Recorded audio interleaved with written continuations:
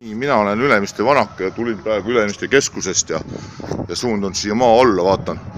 Mul ei maksa alt üldse seal Ülemiste järve ääres rahu puhata või valvata Tallinna linna. Siin ehitavad kogu aeg, pidi juba ammu Tallinn valmis olema. Aga näe, mis nad teevad, lärmavad siin ja isegi öösel möllavad.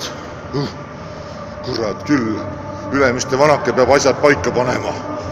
Issand, mis kuradi lärm see on siin?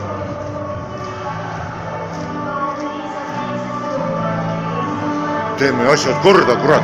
Ülemiste Vanake näitab siin nendele öistele möllajatele nüüd see...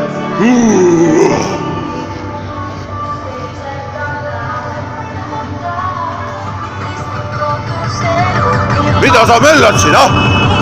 Mida sa möllad? Hei! See on täitsa jokki sõnadega.